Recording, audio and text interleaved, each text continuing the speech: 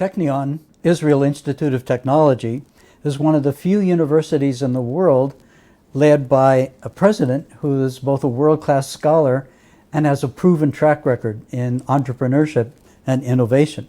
Professor Peretz Lavie, Technion president since 2009. You're about to see some of his insights about the link between academic research and technological entrepreneurship based on his own experience.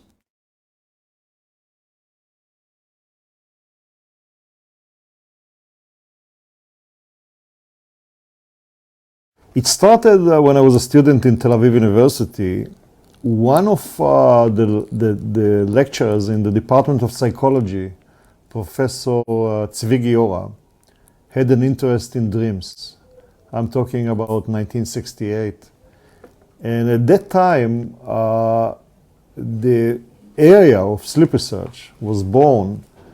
The turning point was 1953 when Nathaniel Kleitman discovered that when you record brainwaves and eye movements during sleep, you can identify the periods when people are dreaming. And slowly this field of sleep research emerged, and Wellesley Bernie Webb in the University of Florida, he was the chairman of the Department of Psychology, established one of the first sleep laboratories. And I heard about it, and together with 𝐒𝐇𝐀𝐑𝐄 in Tel Aviv University, we established a very small sleep laboratory. And when I thought about a graduate program, I decided to continue in sleep research. I was simply fascinated by the finding that you stand next to a machine and you can identify when the person in the next room is dreaming. And you can wake him up and you get the dream in the smallest detail. So this is how I found myself in Wellesley Bernie Webb Laboratory in University of Florida in Gainesville.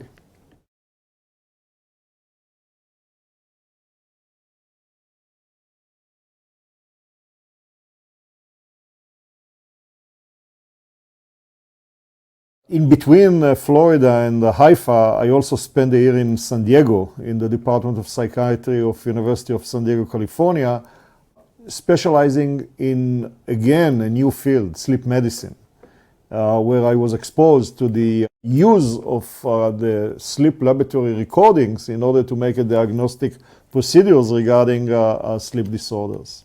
How we started the business, it was almost a kind of a byproduct of the activities that we had. Sleep recordings was at its infancy. We needed to provide some home solutions to some of the devices and gadgets that we use. This led to the establishment of SLP, Sleep Laboratory Products, that specialized in building sensors for the sleep laboratory. This company is now, again, it's a Technion company, which means 50% owned by the company and 50% by me and my partners at the time. And we are now selling to the sleep market a variety of sensors.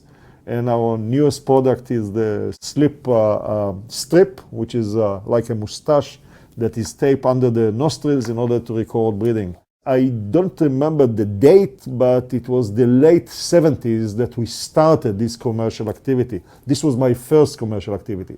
The second one was I came to the Technion and I said, look, I'm seeing patients. We are the only ones in Israel who can provide some consultation about sleep. Let me open a clinic. This will be the Technion Sleep Disorders Center. I have physicians who are ready to be the clinical director, since I'm not an MD, but they rely on me for the diagnostic procedure.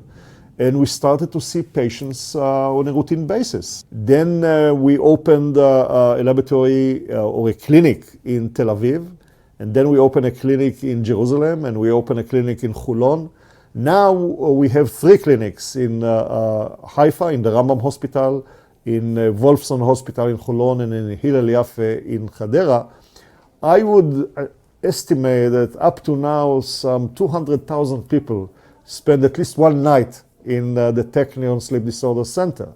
And this was one of the first in Israel, and it became a model for what we did in the US later on. One of my areas of research was sleep apnea syndrome. Sleep apnea syndrome is a disease or a syndrome that is characterized by breathing arrest during sleep.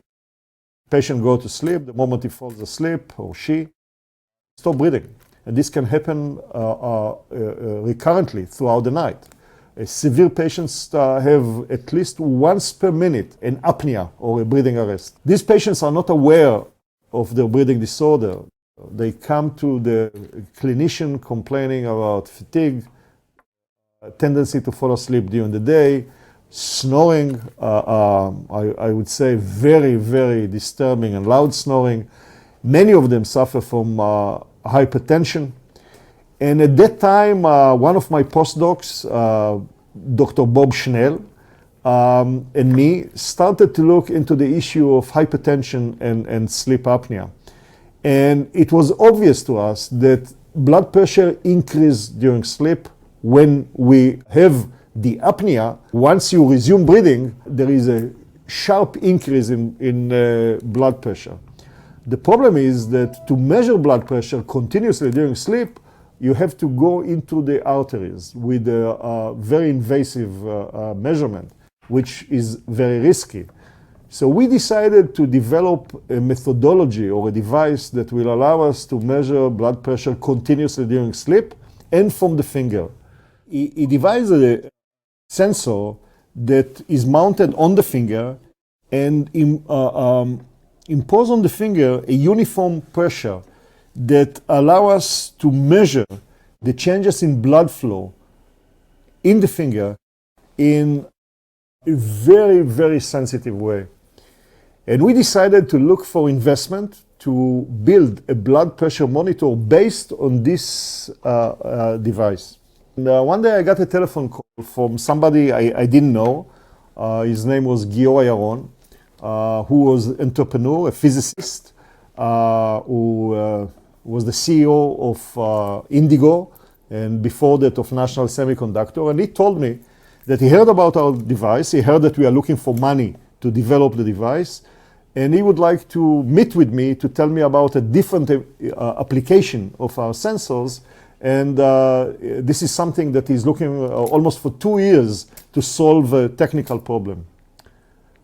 When I remember when I asked him, when would you like to meet? He said, in 30 minutes, I'm in your office. And in 30 minutes, he was in my office. And he told me that he's working with a cardiac surgeon that noticed that while he's doing an open heart surgery and he looked at the fingers of a patient, he noticed that the finger turned blue, which means that blood is squeezed out of the fingers, and his hypothesis was that the body reroute the blood to the heart in order to protect the heart during the heart surgery. And he believed that if we use our measure, it will provide us with a very sensitive indicator of ischemia or a decreased blood supply to the heart. I said, this is very interesting, and it was very easy to test the hypothesis. When you do a balloon procedure, when you try to open a blocked artery with a balloon, you put the balloon into the artery and then you inflate it. For the moment of inflation, you block blood flow, blood supply to the heart, and you cause ischemia. According to his hypothesis, we're supposed to see it in the finger. And I remember we did 40 patients, and in 39 we saw a sign in the finger of ischemia. This was enough to convince them that our technology was the right technology to detect ischemia. And we started up a company. We started to build a device to detect ischemia. So this was the start of my third company.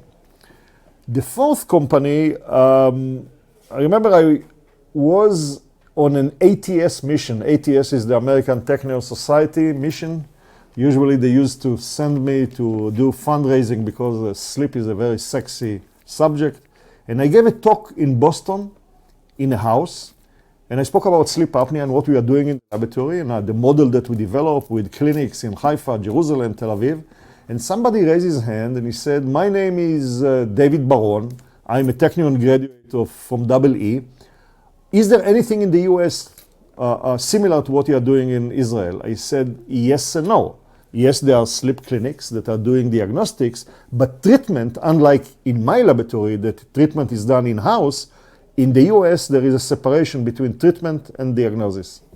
And then he asked, would you mind to open something like this in the US? I said, I don't mind, but I'm not a businessman. And he said, but I'm a businessman. About a month later, I flew back to Boston and I met, his name was Professor Sam Thier. He was the head of Partners. Partners is the holding company of all the Harvard Medical School hospitals. He was a nephrologist, and I remember that the previous dean of medicine in the Technion was his friend, and he arranged for me the meeting. And I met him and I told him about the Technion Sleep Disorder Center. And he said, I can't believe you came from Haifa, from the Middle East, and you teach us about sleep medicine. And he gave us permission to team up with Brigham and Women, which is the flagship hospital of Harvard Medical School, and we opened Sleep Health Center, which was a service modeled after the service that we had in Israel. And I remember my contribution, in addition to the idea and everything, was the database. Because we bought a database at that time of more than 60,000 patients that was invaluable with respect to how to run such a center, what are the distribution of sleep disorders, what are the procedures, etc., etc. So this is the story of 4 different companies.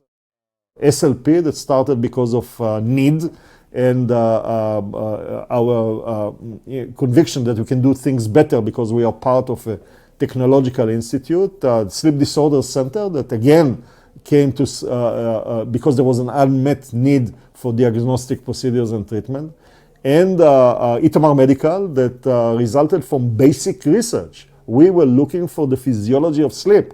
We didn't believe that one day there will going to be a device, and the story of the device is went many unexpected turns over the last 15 years. And Sleep Health Center that at its peak had 33 clinics in 5 different states.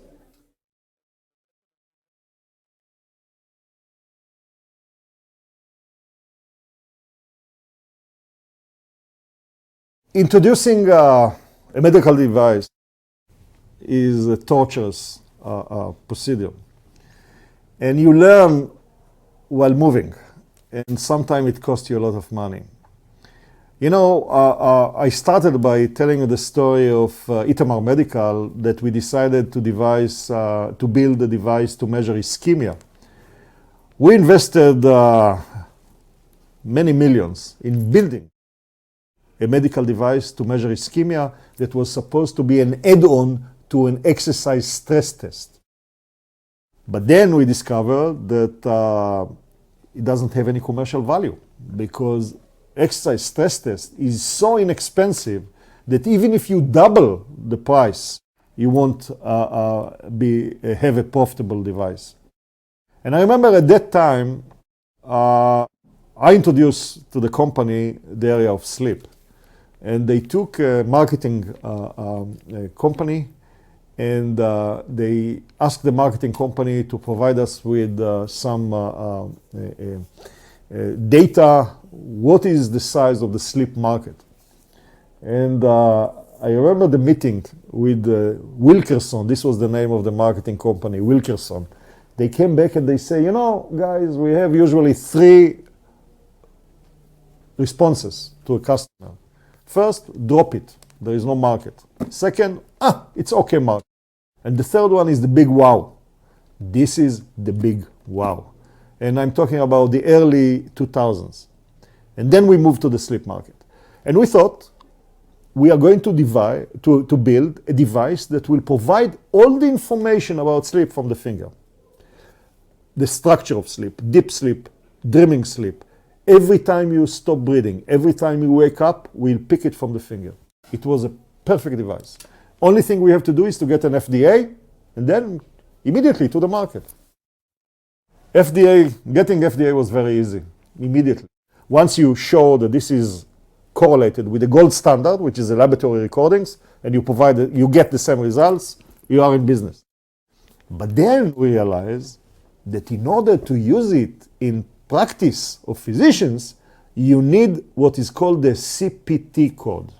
The CPT code is the endorsement of the insurance companies to use the device. Nobody will use a device that doesn't have a CPT code because he won't get reimbursement for the insurance company. Now, to get the CPT code, you negotiate with the medical societies. You have to get the approval of the neurologist and the internist and the otolaryngologist and the psychiatrist. And then you realize that some of them have sleep clinics. What you are doing, you are cannibalizing the sleep clinic market. I remember in Boston, we used to charge $1,300 a night. And I always joked that this is an 8-star hotel. You are coming, you are sleeping in a very uncomfortable position, and you pay $1,300 for the night.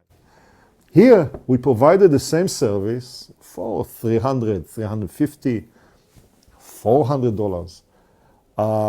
Sleep laboratories will lose their clients. Getting the CPT code after lobbying with each one of the medical societies was a torturous procedure. It took us several years, and finally we got it. And then the insurance companies, of course, suggesting a price for the test. And then the market is open. So whenever you have a medical device, you have to think about not only getting the FDA approval, you have to think who is going to earn and who is going to lose by introducing this device to the market. Somebody is going to lose. By the way, we paid the price. Personally, I paid the price. Sleep Health Center, this is the sleep disorder center we opened in the US under the umbrella of Brigham and Women's Hospital in Boston, had 33 clinics. We had clinics in Massachusetts, in Rhode Island, in Connecticut, in Arizona, and New York. We came, I think, at the peak to revenues of something like $30 million. And then one day, or more accurately, one night, the 3 major insurance companies in Massachusetts decided no more laboratory recordings, only home monitoring. Using one of the devices was our device, this one, the one that was developed in Itamar Medical. This killed Sleep Health Center overnight. Finito. No more sleep studies in a laboratory. By the way, before I became a president of the Technion, I was a board member of Sleep Health Center, and I warned them. Every board meeting, I warned them.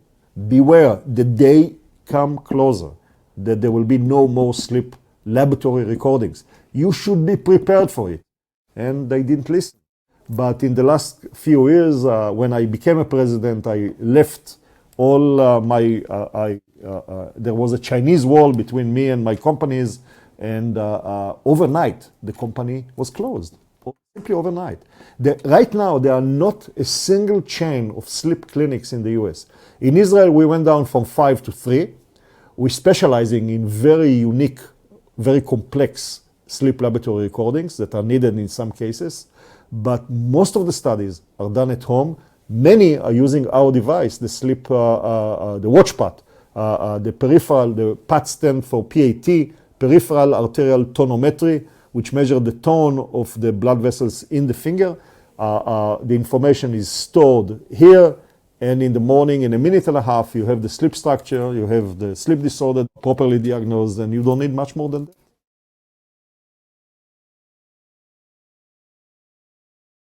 Not only identify an unmet need, but trying to predict once you supply the need, I'm sure that somebody must start thinking about the next step. I mean, having a diagnostic procedure for $2,000 a night doesn't make any sense to any reasonable person who understands sleep. Somebody has to think how to do it less expensive, more open to the public, etc., etc. So I think in Sleep Health Center, we failed, or the board failed to see the future.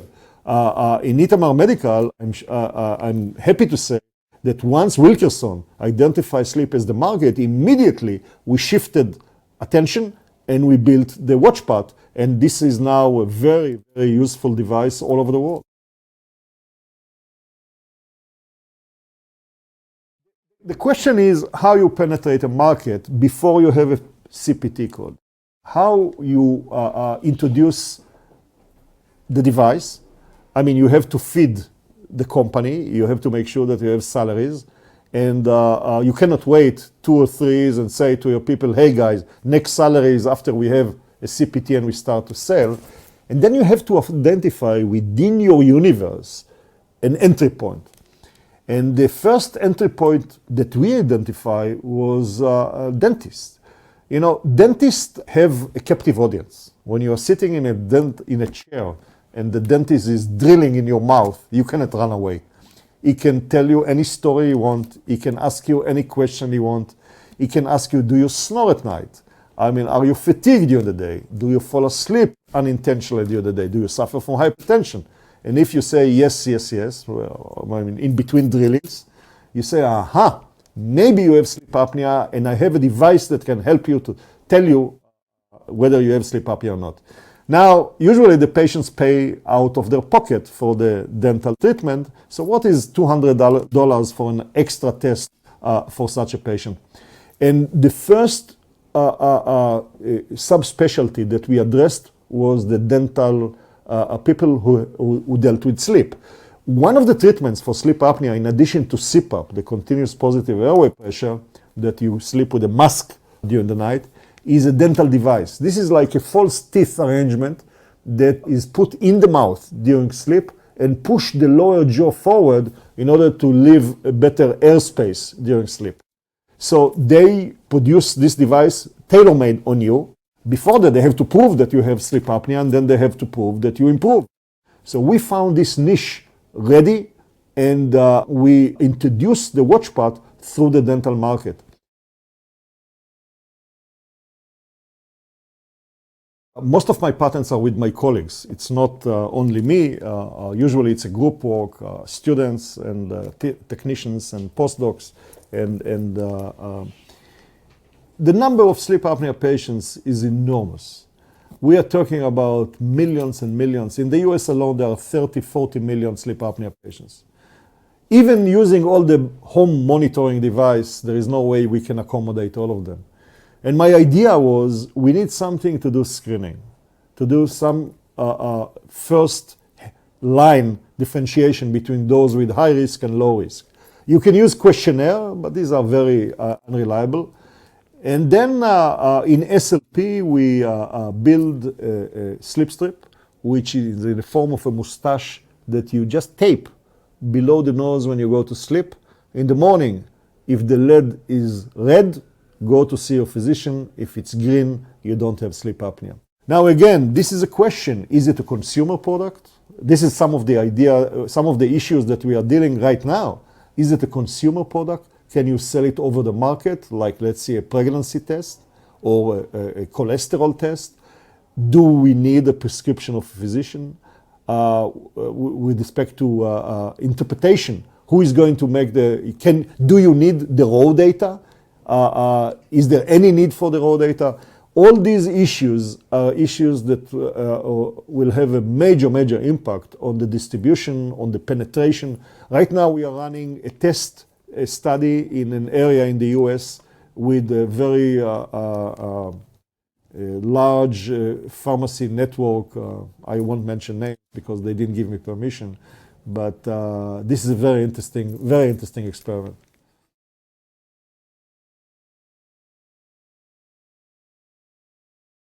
The models that we read about in the paper of the huge exit, I mean, the people who became billionaires overnight, give the impression that you woke up in the morning, bingo, you have an idea, and within a week, you have a company that's worth millions of dollars.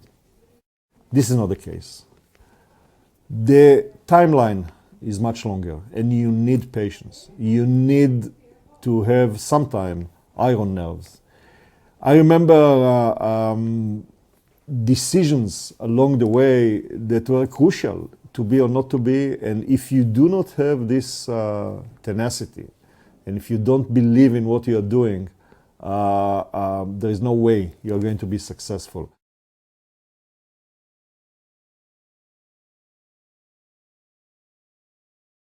I believe it's a combination of, there are many reasons. There is no one reason. First, I believe it has to do with the national character, not only of Technion graduates, but Israelis in general. The need of achievement, the ability to take risk and to sustain failures, the social distance, the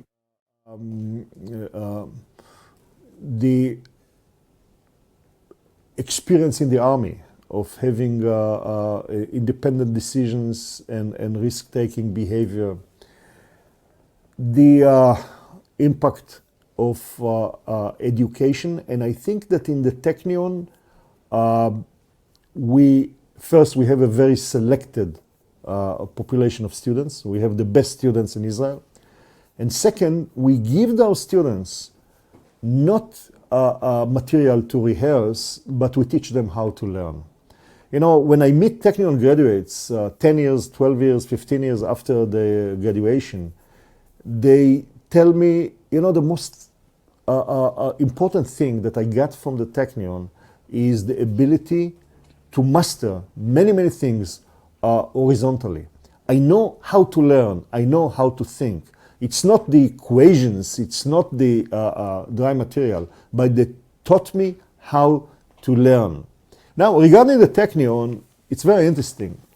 Menachem Osishkin, he was one of the leaders of the Zionistic movement, was the keynote speaker in 1924, when the first class started in the Technion. And he started his speech by the following words: applied research and basic research are the two sides of the same coin. This is unbelievable. We, in the last few years, enhanced the ability of Technion faculty to do applied research and to commercialize their products.